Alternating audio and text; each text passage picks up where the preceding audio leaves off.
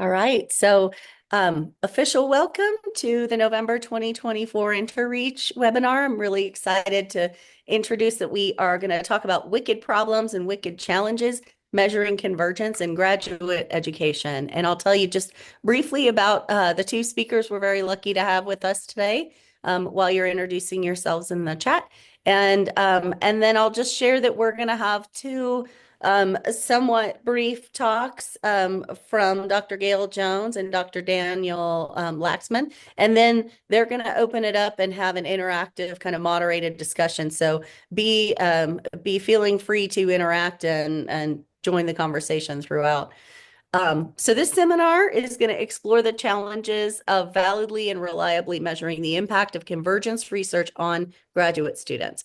We will consider what defines research convergence, how to measure the impact of convergence research, and areas for future research in the assessment of convergence research environments.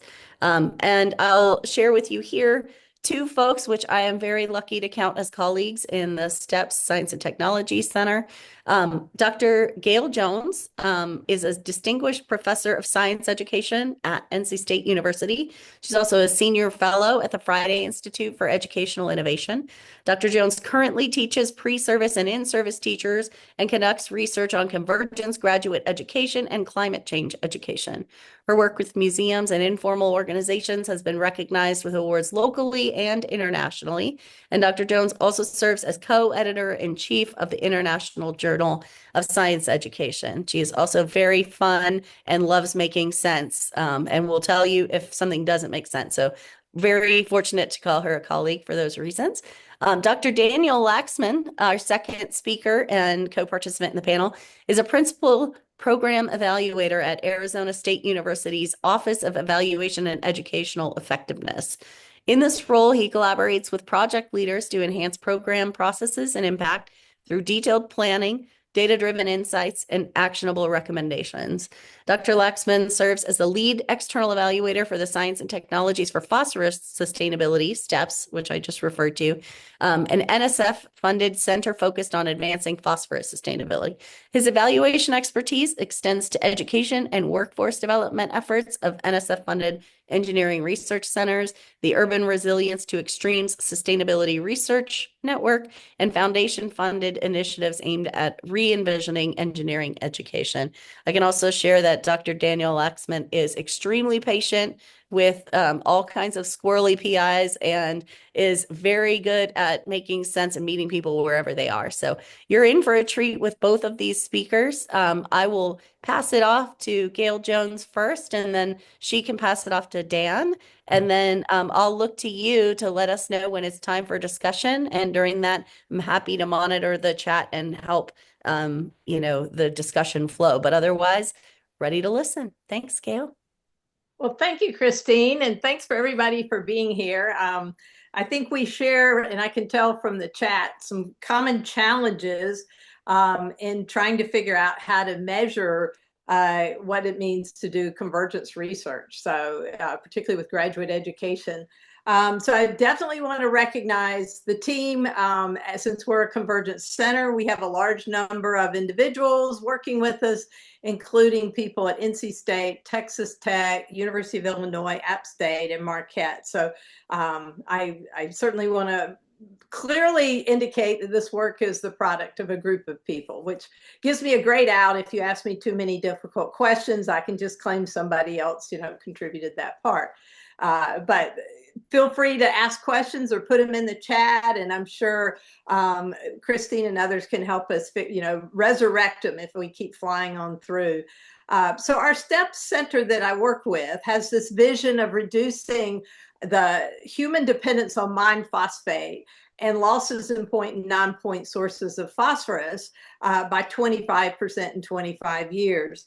This center is pretty huge. We have a number of different disciplines, departments, and universities. You can see just some of the disciplines listed here.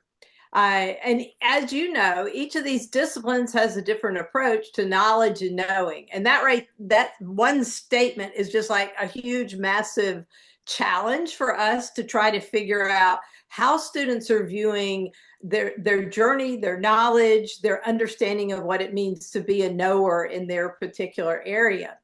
So in this session, we're going to share ideas and experiences, consider how to measure convergence, and think about some of the challenges that students face in convergence graduate education.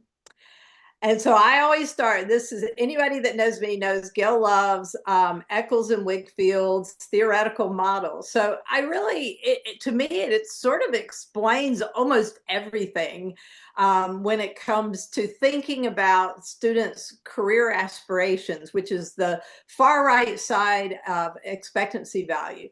But you start with number one, who is the student that's coming to you? Gender, race, ethnicity, aptitude, temperament. Then they have their perceptions of socializers' beliefs. My mom always wanted me to be a teacher, so somehow I'm in education. What are our social roles? The characteristics of the activity, the perceptions, number three, of ourselves, our self-concept, our self-efficacy for the work we're doing. And then if you go back again on the left, prior experiences, interpretation of these prior experiences. And then this is where Eccles and Wigfield's work really kicks in the box number 6, this idea of task value. And task value includes not only the value you perceive for what you're doing, but it includes your interest, your attainment value, the benefits and the costs. And then all of these lead to expectancy value, or as Eccles and Wigfield's and others have applied it, it's their academic work, it's their career aspirations for the future. And so to me, one of our big messy challenges is to figure out what theoretical models actually apply in a convergence research center and try to embed our work as much as we can in interpreting and thinking about how the research we can do can inform other models, or that model or other models. So our research questions, these are very, very broad, or what are students' expectancy values and what are their social networks? I didn't originally come into it thinking we would look at social networks, but we found it's pretty important. And I'll show you some data in just a second. So we have doctoral students from 10 universities, and for the survey that I'm going to talk about, we have both treatments, what we call our treatment group, our center students, and we have a control group that's from the same departments, but not in an interdisciplinary center. We have a control group of those students as well. So we start out with trying to measure some of these variables, and we are doing pre and post surveys every year. We're looking at academic self-concept, self-efficacy, imposterism, and then Eccles and Wigfield's talk about costs. What's the cost of being in a Convergence Research Center? And then the overall expectancy value. We're doing case studies where we're doing interviews every 6 to 8 weeks and documenting, again, some of these variables from Eccles and Wigfield. Then again, the social network analysis, and in it, we're interested in not just the students, but the postdocs and the faculty. And we're asking them, who do you know? Who have you asked for help? And who have you given help to? And so I'll start showing you some quick results. And I won't give you, hopefully not too many details, but a few. This was your 1 on the left, your 2 on the right. And you can see the 3 colors represent our 2 dominant, I don't know, we shouldn't say dominant, but primary partners. We probably are dominating, but our primary partners, and then our other universities. And you can see that there is a fair amount of convergence from year 1 to year 2. And I'm going to add year 3. So here you can see year 1, 2, and 3 with the purple boxes representing the new cohort coming in. And you can see that increasingly over time, most people are tending to converge, know more people, be more integrated, and it's not just isolated as much to individual universities. So we think that's some evidence that there's some convergence going on. The case studies are amazingly interesting and slightly overwhelming with the amount of data, as many of you know. We have done over 80 interviews with the students, and here's their disciplines they're from. We have roughly about 7 that have remained stable across the 3 years. And we've added a couple in where we lost a couple. So these are just highlight big picture sort of findings, but students do report high task value for being in the center and the work of the center. They care, they're very motivated, and they have we've documented an increase in their interest in phosphate sustainability. We're seeing changes in their identity. We literally ask them, what's your academic identity? We define it, give them an example. And over time, they're adding additional identities. They're adding more disciplines to what they perceive of as their identity. And they're adding environmental and sustainability in their identities that they identify. For costs, this won't surprise many of you, but the time involved, the students talk about the time for meetings, for center events. We have seminars. It takes time. Language continues to be, of course, a big issue, and they have some really wonderful quotes about not only is it them understanding what others are saying, they struggle with how do I communicate the complexity of my discipline to people who are not in my discipline. So that's pretty interesting as well. And then imposterism is an interest we have overall, particularly with graduate students.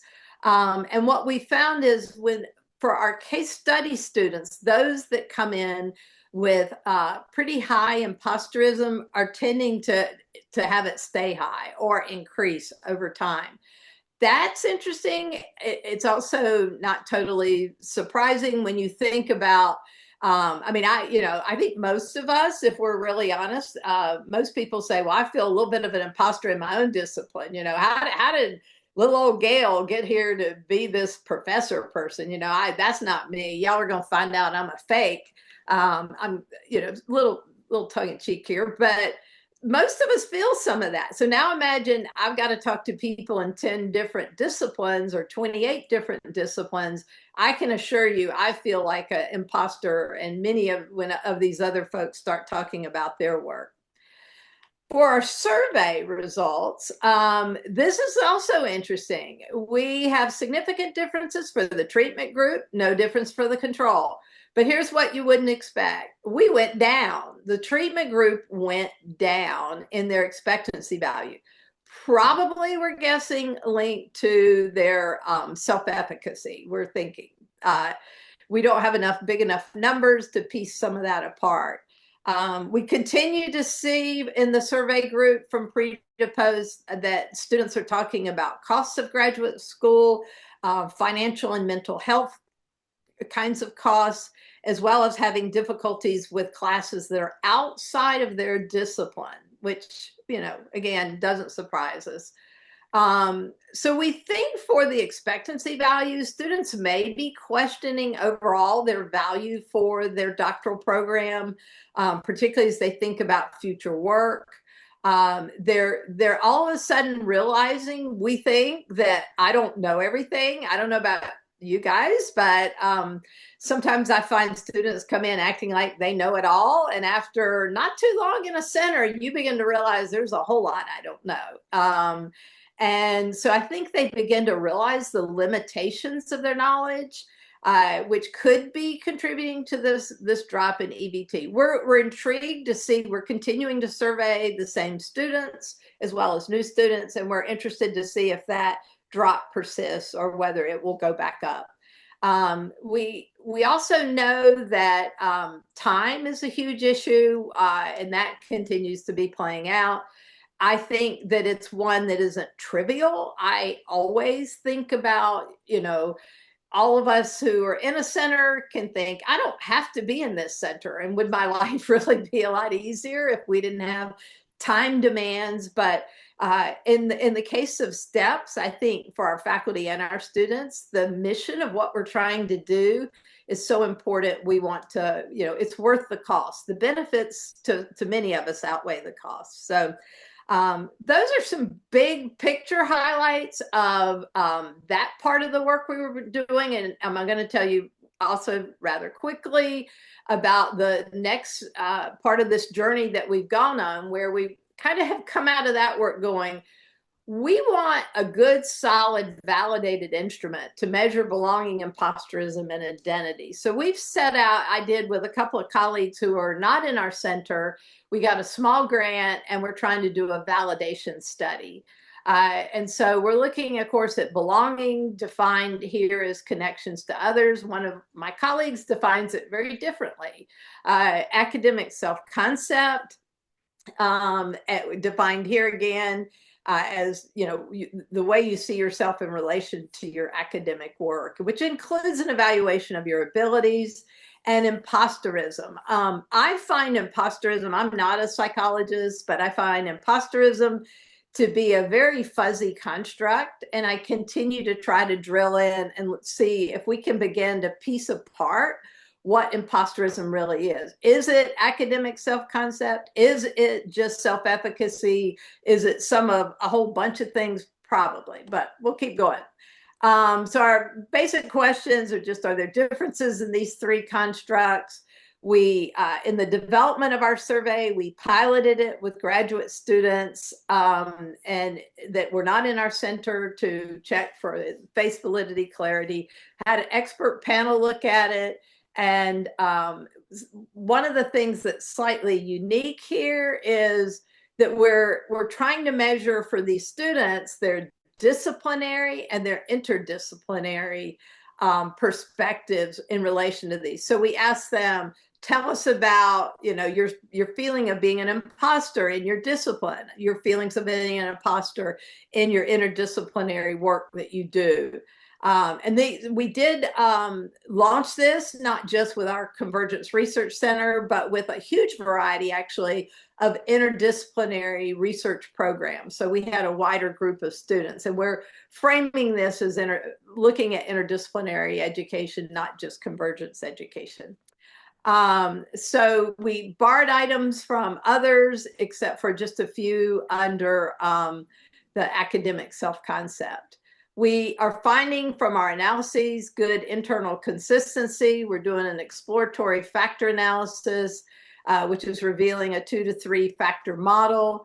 And we're running t-tests, which show no difference for looking at disciplinary and interdisciplinary for imposterism or sense of belonging, and no overall differences by gender, race, ethnicity for any of the 3 variables. But there's something interesting here, so stay tuned.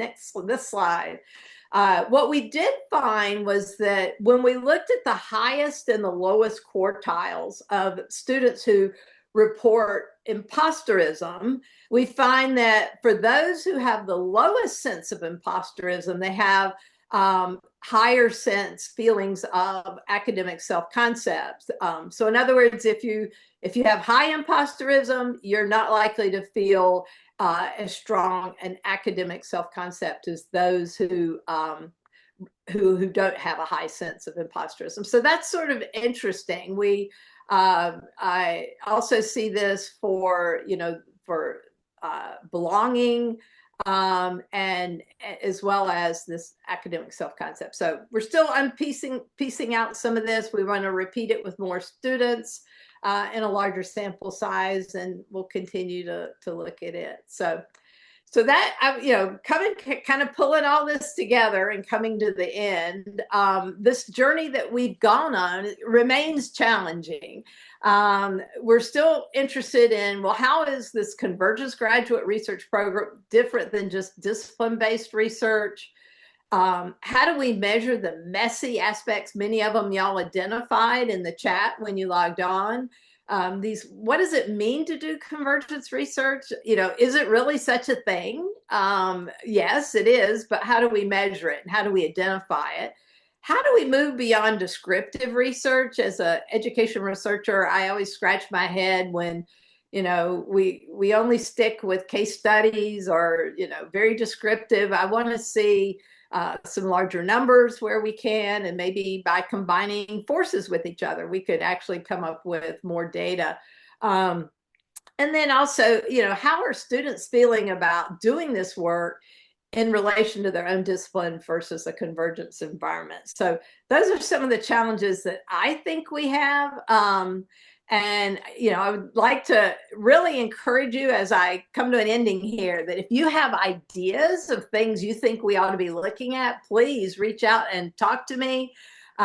We are happy to share this work with you. And I feel like this group is an amazing group of scholars that, putting heads together, we can go some great places. So at that, I'll leave it. And either I can answer some questions, or Christine, you want to wait till the end and let Dan go ahead, or what's your preference there? I think let's go ahead. And if anybody, there's a little bit of discussion happening in the chat. So maybe, if you've got fresh things you want to get in right now, let's do that. And then move on to Dan, and then we can summarize with a big discussion after. Thank you so much, Gail. As always, really great and clear. I appreciate it. So are you opening it at this point for them to ask a question? Because I have not been able to monitor the chat and talk. Oh, yes. If people want to get their thoughts out into the chat for now, let's use that as the mechanism and go straight to Dan's talk. And then after Dan's talk, then we'll have we'll know that all the rest of that time is available for chat in verbal form. Thank you.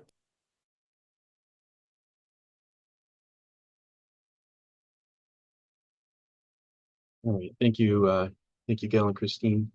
And yes, very happy to be here. And those are some great insights. I think that a lot of the things that Gail mentioned are things that also come up from the evaluation side. And that's I've added kind of a little bit to the title here, just saying using an evaluation perspective, just to note that my framework comes a little bit different. And I wanted to give just a little bit of a background to that, not a lot, since there's not a lot of time, but just kind of understand where evaluation comes in to how we approach this from an evaluation framework. So the biggest thing for like an evaluation framework, like kind of the core tool that we're always thinking about, well, of course, it's a logic model, but underlying that is what's called the theory of change. And that's the idea that, there is this clear path from objectives to activities to outcomes. And that's really where we focus a lot of attention, trying to understand that. A lot of times when we're working with project leadership as evaluators, we're trying to sometimes do some backwards mapping in starting out the process. If we're helping evaluate, like we're doing needs assessments, things like that, trying to help the project leaders just identify things that they can do differently, or things that they might target. And so sometimes backwards mapping is a thing that you use. And I'll come back to this in a little bit, but in terms of an evaluation framework, often what I'm thinking about is like, well, we have our end goal of where we want to get, those ultimate outcomes that we want to get, but what are the preliminary steps that need to happen first?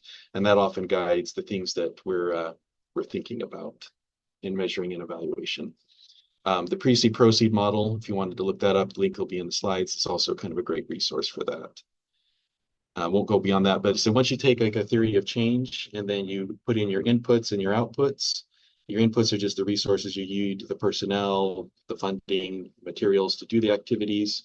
These activities can be very broad. This can be resources created by like the STEP Center. This might be the mentoring provided by the faculty. Could be able to take a lot of different forms. And then you have your outputs, which is just really tracking what was done. And all that's very important because, if we're wanting to answer the question, is convergence research happening? Is our efforts to train students and postdocs in convergence research and learn how to do it ourselves, is that being effective? We need to have this whole chain identified. Because if we don't, the inputs are making sure we've got the resources to do the activities. The outputs is actually tracking whether or not those activities are being implemented. And then if that's all in place, then we get the outcomes that we're looking for. So I just wanted to give a little bit of a background in terms of like how I think about measuring convergence. Another part that's kind of a little different with evaluation is that we often gather, I think, a bit more formative feedback, though I think that many of the things that Gail said and talked about are some of the same other things that we that I'm seeing in the evaluation data. But this formative feedback really just consists of information gathered from participants and leadership and other stakeholders, just to identify what needs to be done to improve. And this can be an important thing to think about when you're involved in learning how or training others to do convergence research, is to really ask the question about whether what needs to be improved to be effective in the activities that you've identified, whatever they may be.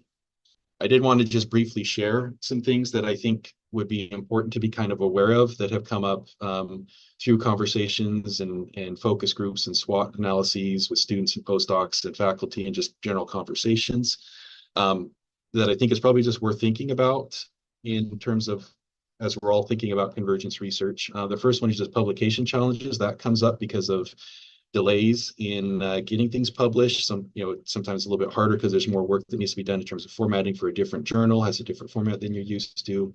There also can be situations where you send it to the editor and they know what to do with the duck, they know what to do with a beaver, but if you send them a platypus, then they're not sure who to send it to, who's the reviewer that should get it. So there's a lot of different challenges, and the STEP Center has done some workshops and guidance with students and postdocs to kind of help them, give them guidance, and even preparing like lists of reviewers that might be able to, they might suggest, if they have the opportunity to suggest reviewers, different things like that that's worth thinking about.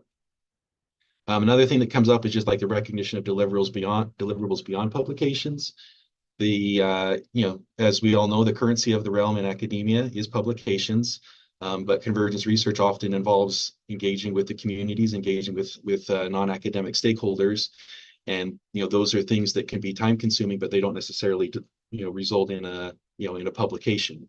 And that's something that can be challenging for students and postdocs who are trying to find a job if some of the efforts that they're putting forth are not recognized on the job market as effective. And so that's something that I don't know if there's necessarily an answer there, but to the extent that, if NSF has any influence or anybody else has influence to kind of encourage journal editors to be more open to convergent research, to encourage academia in general to be more open to hiring people that aren't, trained solely in your field, that will help with that.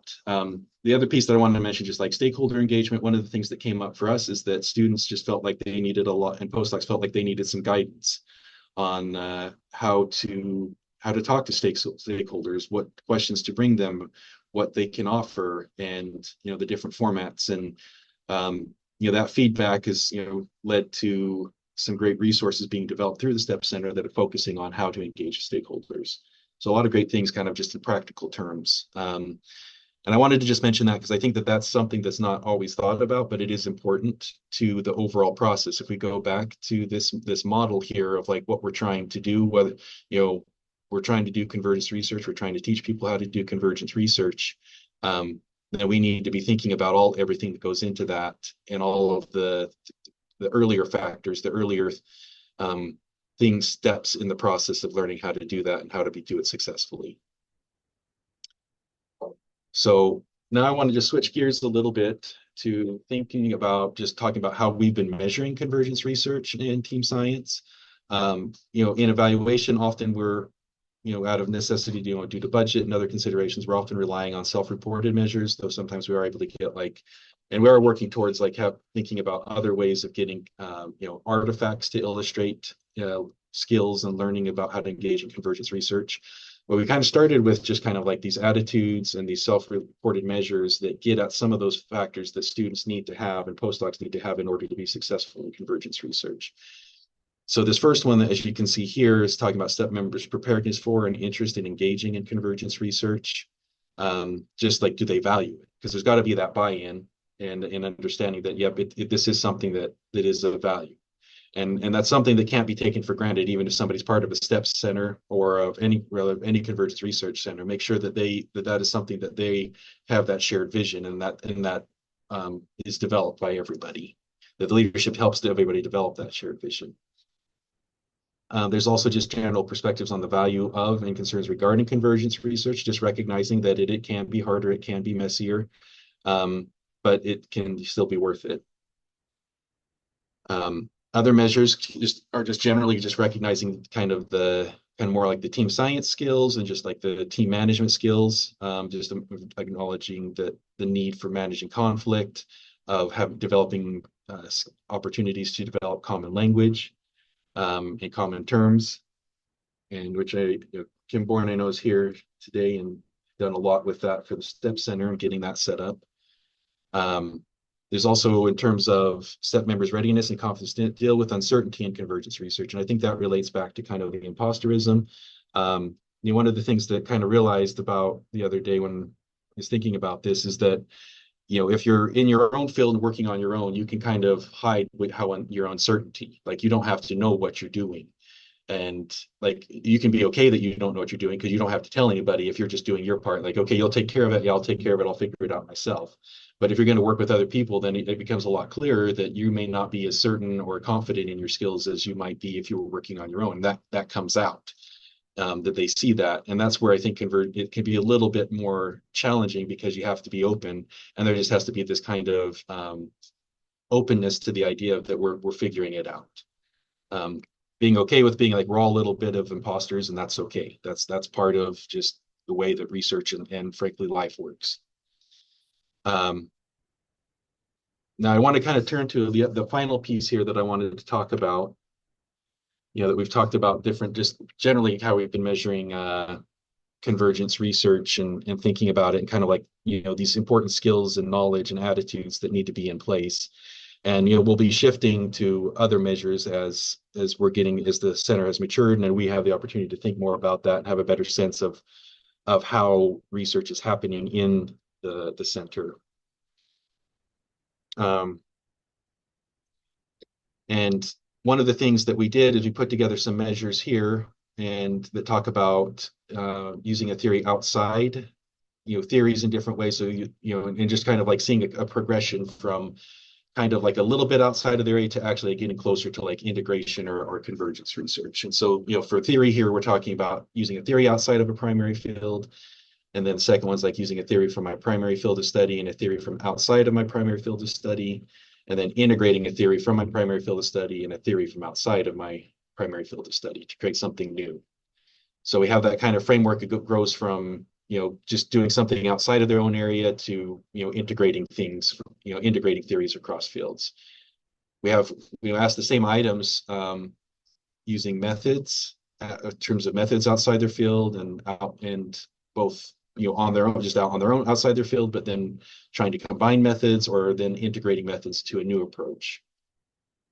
We also had items that talk about using insights and input from academic disciplines to inform research questions, methods, analysis of data and results. And I think this is kind of, a little bit easier of a lift. It's still not easy, but I should say less hard to do.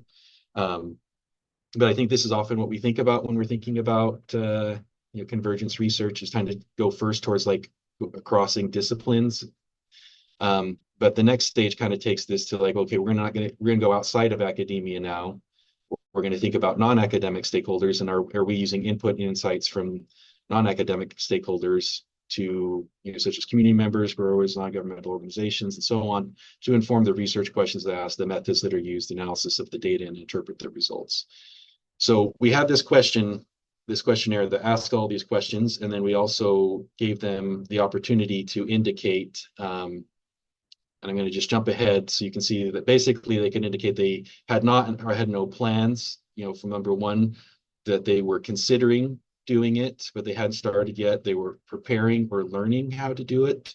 And then the final level would be that they're doing or done. This is kind of adapted from like the stages of change. They kind of use it in therapy, where they talk about people that, no intention to change, thinking about it, preparing to change, and then actually changing or doing something different. So this is just kind of the stages of implementation, which is an approach that I've used in a couple different projects. But, I wanted to just note briefly, and I don't have time to go into a lot of detail, but in terms of analyzing this, we could do this usually just looking at means and or percentages of the different responses and kind of do it at a group level. But what I wanted to talk about today, just briefly, is just encourage people to consider person-centered methods when thinking about convergence research. Person-centered methods, like one of the, there's sometimes they're called latent profile analysis or latent class analysis. These two figures are from a study that I was part of. And this is just showing that there's different groupings of people. So instead of like identifying means, you actually identify different groups of people within the within the data. So it's a person-centered approach. We're going to see like what are the different patterns of or profiles of data as opposed to just looking at the means. So this one in here particularly, I know you can't, the axes don't mean anything to you, but this is just showing like two different kinds of classes of people who deal with like how they handle stress. Top one's your emotion focused coper, the bottom one's your problem focused copers. So just kind of, you can identify those people in the data set. And for this analysis, I use the two-step cluster analysis, which is, happy to talk about that more, but it's just basically just identifies different clusters in the data. For the sake of time, I'm going to just skip over this, but this is if you were to document, this is if you were to just like look at the image of every single person in the data set and then kind of like plot that. It's a big mess, can't make any sense of it. So what we're going to switch to is the results of the cluster analysis. The cluster analysis identified 4 different clusters, and that's what these columns are. You've got cluster 1, which is about a quarter of the respondents, cluster 2, which is about a third of the respondents, cluster 3, which is about a quarter, and then cluster 4 was about 17%. And what you can see here is just kind of like how many in each cluster had engaged in these different levels of implementation, ranging from they had no plans to do it, to considering, to preparing or learning, to actually having done the thing or are currently doing it. And so we can see on this first slide here that did they use the outside theory, and they use a primary and an outside theory, and then integrate a primary and outside theory. And you can see that, basically cluster 1 is the people who have done it with a few exceptions. But it's largely like the people who, most of those have they're in the doing or done category. Cluster 2, and it doesn't always come out in this pattern, but this is kind of a straightforward pattern. Sometimes it takes a little bit more thinking to interpret it. But cluster 2 is those that are preparing or in the process of doing. So they're kind of like they're pretty far advanced. Cluster 3 ended up being those that are just considering, and then cluster 4 is those that like they don't have any plans to do this at any time. And then we see a very similar pattern for using an outside method, using a primary and an outside method, and then integrating a primary and outside method. The only difference here is you don't see, on this previous slide, we had some people didn't have plans to engage in the first cluster on using the theories, but methods seems to be a lot of people wanting to do the methods, integrate methods and across use outside methods and integrate those methods. And then we see also a similar pattern for just using insights from academic insights from other academic fields. We see a little bit more variety in terms of non-academic insights. You see there's not quite as much engagement across the board. Our top performing groups, cluster 1 and 2, those two clusters, a little bit more variety in terms of like where people are at. And I want to stop real quick here. I don't want to go take too much, but like just 2 final points of this, 3 final points. One, can be a really effective approach that's pretty simple to do to run these analyses, just to identify what are the patterns in the data that can be very useful for thinking about convergence research and what activities people are engaging in and how, to what extent they've kind of started implementing it. It can also, the second thing I want to note is that you can connect these clusters to other data to kind of see who's in there. For the STEP Center, cluster 1, the high, kind of what I'd say is our highest performers. That was most of the postdocs were in that, and then several of the faculty were, and the graduate students. Cluster 2 had the graduate students were kind of spread across 2, 3, and 4. Faculty were at the top 3. But yeah, postdocs are kind of leading the way really, and I think that makes sense for a lot of different reasons that we could probably talk about and think about. And then the third point is I also want to note, you can also look at differences in means. I didn't include like the variable names here because I didn't know I wouldn't have time, but you can actually plot by the different clusters, the means, and just see like, well, what are the associations here? And maybe even use that to identify like, okay, this cluster of people, like what kind of differentiates them from the other clusters is that they're lower on, to 15.5, that was low for them. They were also lower on 15.1. We'll go look up what's that question, what's it talking about. Let's make sure we cover that at our next seminar. So just some real quick points, and I'll go ahead and leave that there. So thank you.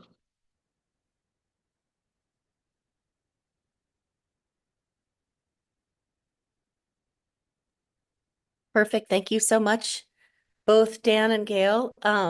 And we have, you were both able to compress a lot of information into your slides. So we've got about 15 minutes that we can have a discussion. I'm just going to propose, because we've got a nice 34-person participant list, to, if you can, go to your reactions button and raise your hand, then I'll go ahead and moderate. I did want to go ahead and elevate a couple of the questions as we get started here. Valerie has a question that she had for Gail. Valerie, are you in a position where you'd like to unmute and share your Yes. question? Yeah, just finished my lunch. Thank you for the lunch company today. Yeah, so I did jump in a little bit late, so I don't know if you covered this prior to when I joined, Gail, but I was really interested that you were measuring academic identity, imposter syndrome, belonging. I've been working on some identity, sort of understanding identities in undergraduate researchers. With Marissa using Toolbox Dialogue. And so I really wonder like how you kind of constructed your questions or your prompts for those measures. Well, I don't have them all open in front of me, so bear with me. But we used the previously used imposter, different kinds of assessments that are out there. And so that one was pretty straightforward. Do you ever feel like an imposter? Do you, just sort of the normal kinds of things that about that. Belonging, we're defining that as connections to others. Academic identity gets a little fuzzier. I will tell you that, and I could pull the reference, but we put academic identity and self-efficacy are clearly overlapping constructs, and even Eccles admits that. So academic identity to us is not self-efficacy. It's the degree to which you see yourself as associated with a particular academic discipline or area. That was a little vague. I could share the broader survey with you if you'd like, and you could see the actual items. Yeah, I would love that. I'll put my email in the chat and you can send it when you have time.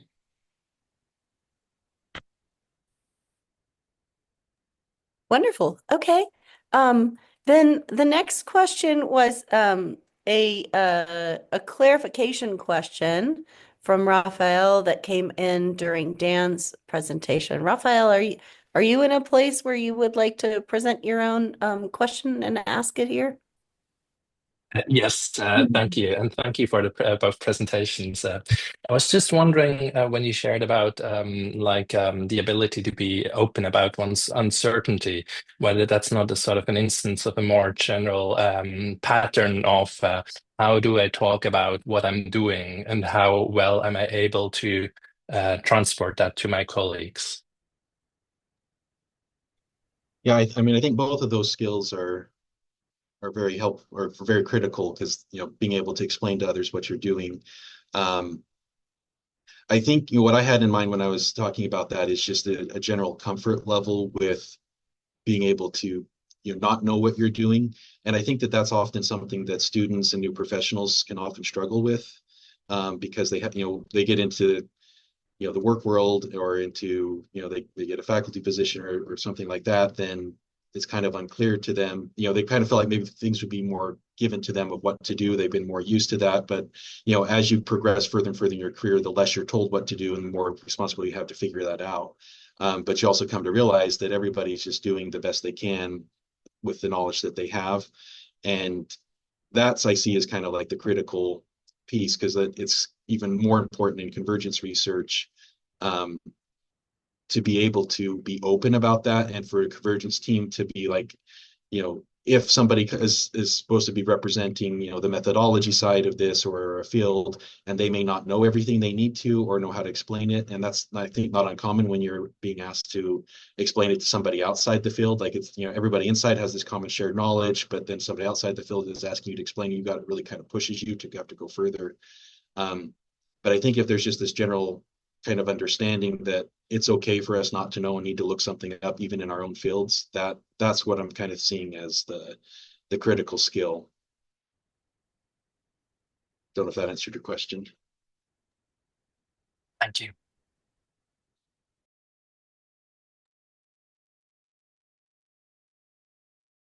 Great. So there a little bit of discussion about postdocs and but just kind of noticing from various angles of our work in the chat about the critical role. I've got some research that is not published yet, I'll add yet, but about some graduate students on a Convergence project that really kind of in the negative drove us to see postdocs as maybe a better place than, say, PhD students to carry the mantle of the burden of integrating, because they've, different constraints and time clocks and pressures on their roles. And Kenan, thank you. And I would love if you are in a position to expand on your comment that's in the chat here, if you'd like to share. If you're not, it's no problem.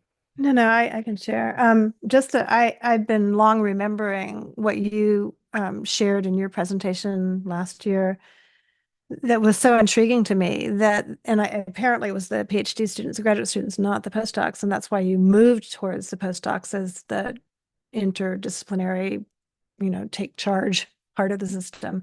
That it would be hard to know at that stage in training, is this just something I haven't run across in my reading and studies yet, or is it actually not known? And I will say that, and hopefully I'm capturing that right, but I will say that this points to a bigger aspect that I see, especially associated with the title of this talk about wicked problems. One of the definitions of wicked problems is that answers are unknowable, right? So that humility and feeling less certain of oneself seems like it really should come with the territory. And that seems to me to be a sea change in what the identity of scientist is, because scientists are charged with knowing. So I'll end there. And I love how you put things always, and that's such a good point. I also think you were remembering correctly, because we had a postdoc panel. Actually, Allison DeVinny and Kim Bourne, who are on this call, were part of it, along with Ashton Merck. And I think they did share that from their postdoctoral positions, there also was sort of that balance and uncertainty. But I think, I guess the PhD distinction is, it seems like a more fair and manageable and set of constraints to hand to a person who isn't also having to defend a thesis on a clock and all of those constraints. So I think it's more of a gradation than a distinction, and just wanted to say you remembered correctly. I see Mela has a point about specific publications. I don't have specific publications about this, but maybe Caroline may know. I know that I have a lot of data, and I went to a lot of work. Given my expertise, it was a lot of work for me to get IRB clearance. And these papers just have not written themselves is really the problem. But I would love to get it out there. Others may know about publications with these findings.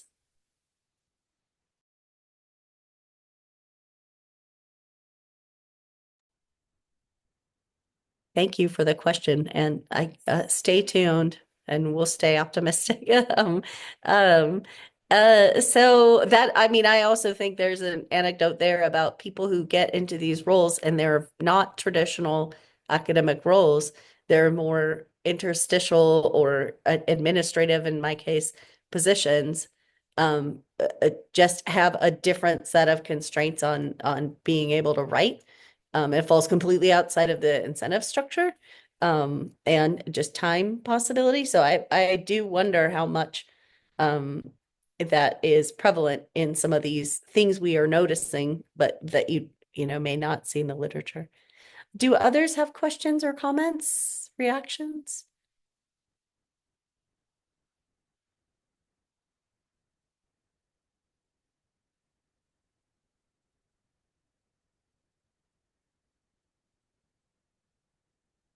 I like this question, Raphael. You're welcome to pose it. Thank you, Julie, for joining us.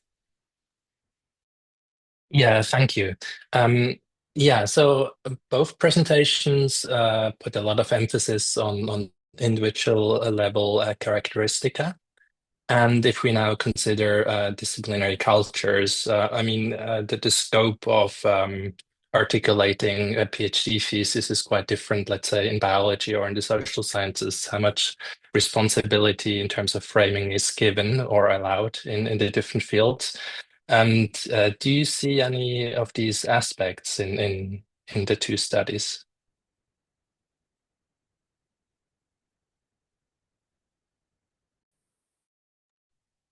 Dan, you want to go first?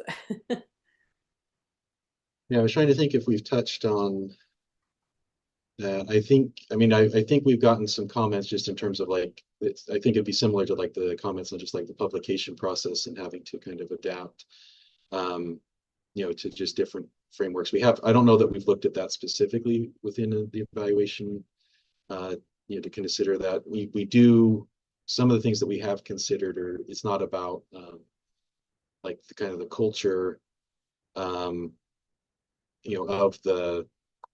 the field, but we do ask questions about like, their culture of inclusion questions that do get like, do people feel like comfortable like being on the team and making a mistake and stuff like that. So not directly answering your question, but I think that's kind of what we have at this point. But I think that'd be really interesting to think about, and kind of get some thoughts on that. That might even be an area where we could get some feedback from students to guide some future seminars.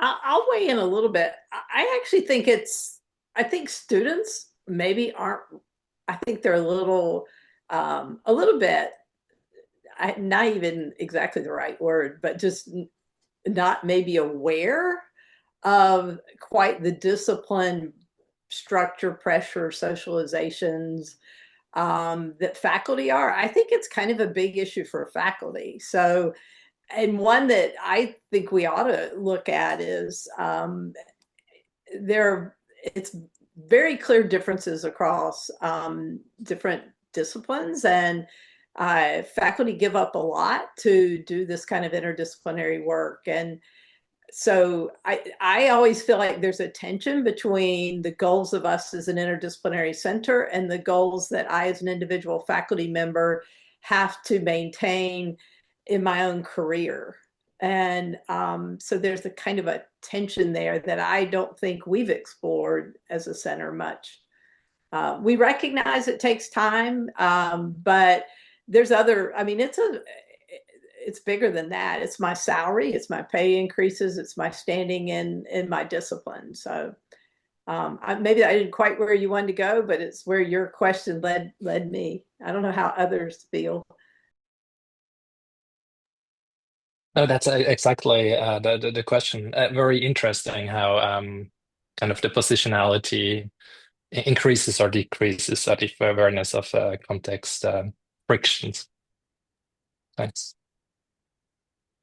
I'll toss out an anecdotal tidbit that I got from being an embedded evaluator in a math bio integration center and talking to some of our graduate students and postdocs as they grappled with the tensions of working across two very different disciplines.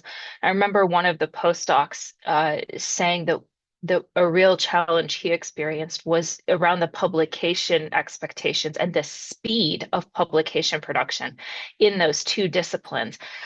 He was in a department, an applied mathematics department, working with biology collaborators, and he said he felt really stressed out about building his academic portfolio and his standing in his discipline with biology collaborators because in mathematics, folks were expected to publish much more quickly, and the sense of standards for what amount of data was considered publishable were, and I think lower is an incorrect word to use here because that had a built-in judgment, but just were different from where they were in biology. So the biologists were pushing for more data collection, more iterations, et cetera, and the folks on the mathematics side were pushing to get publications out faster.